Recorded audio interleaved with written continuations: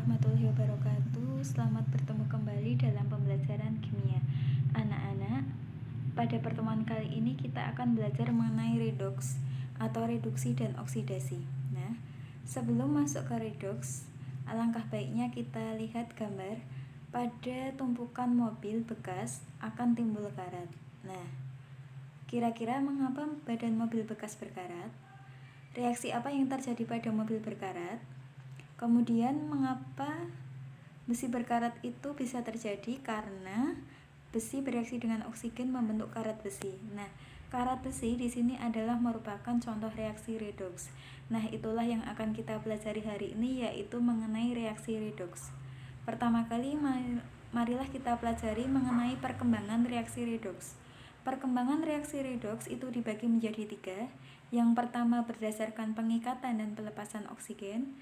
Yang kedua berdasarkan penerimaan atau pelepasan elektron. Yang ketiga yaitu berdasarkan kenaikan atau penurunan Belox. Nah, yang pertama dulu.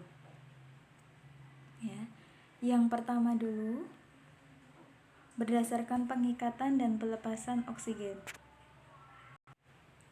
Yang pertama berdasarkan pengikatan dan pelepasan oksigen.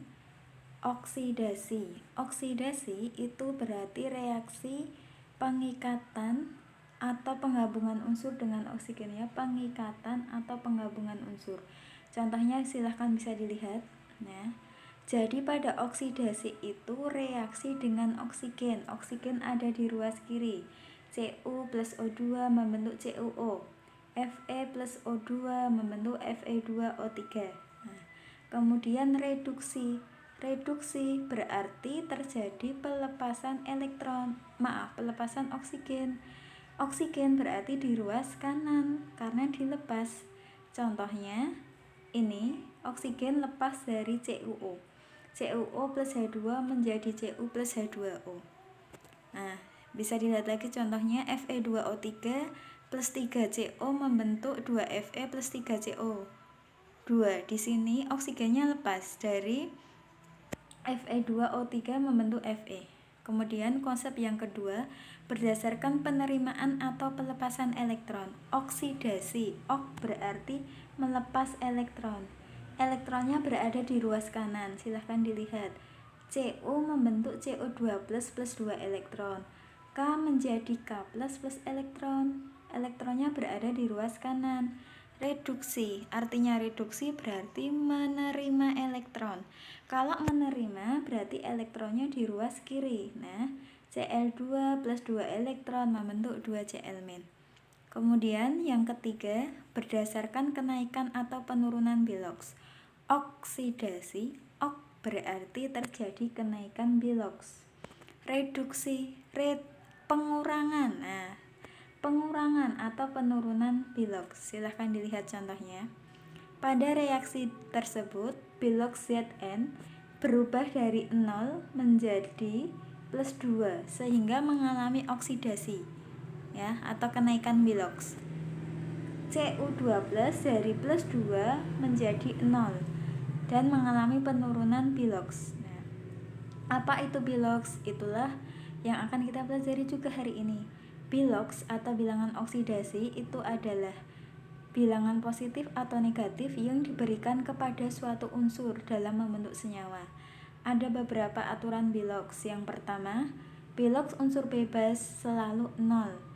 Silahkan dilihat contohnya. Unsur bebas ada Na, ada Fe, itu monoatomik. Cl2, H2 diatomik. Poliatomik P4S8 sama dengan 0.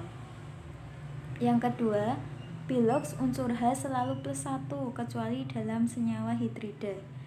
Nah, bisa dilihat ya, Belox H dalam H2O, HCl, NH3, kemudian H2E selalu plus 1 kecuali dalam senyawa hidrida. Senyawa hidrida itu H berikatan dengan logam.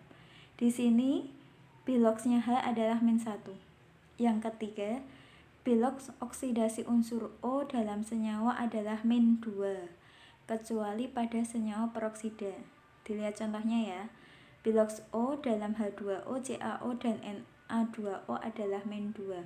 Kalau peroksida rumus kimianya H2O2. Na2O2. Nah, itu biloks O-nya min 1. Pengecualian. Aturan yang keempat. Kemudian, biloks logam dalam senyawa sesuai dengan valensinya. Golongan 1 berarti plus 1, golongan 2 plus 2, dan golongan 3 plus 3. Kemudian, biloks unsur golongan 7A adalah min 1. 7 yang termasuk golongan 7 ada apa saja? Ada F, Cl, Bri, min 1. Biloks unsur dalam bentuk ion tunggal itu sama dengan muatannya. Contoh, Na plus muatannya plus 1 berarti plus 1. Cl min muatannya min 1 berarti biloksnya min 1. Kemudian Ca2 plus muatannya plus 2. O2 min muatannya min 2. Nah, aturan yang ketujuh, jumlah biloks unsur dalam senyawa sama dengan 0.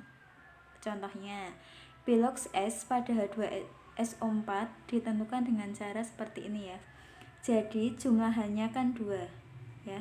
Berarti 2 dikali biloks H, jumlah S-nya 1, berarti 1 kali biloks S, jumlah O-nya 4, 4 kali biloks O sama dengan 0. Kita tadi aturan H sama dengan 1, 2 kali 1 plus S ditambah 4 dikali biloks O min 2 sama dengan 0. Sehingga 2 plus S min 8 sama dengan 0, maka S-nya ketemu plus 6. Kemudian selanjutnya, jumlah biloks unsur dalam suatu ion poliatomik sama dengan sesuai muatannya, hampir sama dengan ion monoatomik tadi ya. Misalnya pada Cr2O7 2-, di sini kan muatannya 2-, maka nilai ininya sama dengan min 2, sama dengan muatannya. Jumlah Cr-nya 2, 2 dikali biloks Cr ditambah jumlah O-nya 7, 7 kali biloks O sama dengan min 2. Jumlah O-nya 7, maka 7 kali min 2, sehingga 2 kali biloks Cr min 14 sama dengan min 2. Ketemu Cr-nya sama dengan 6. Oke anak-anak, bisa dipahami ya?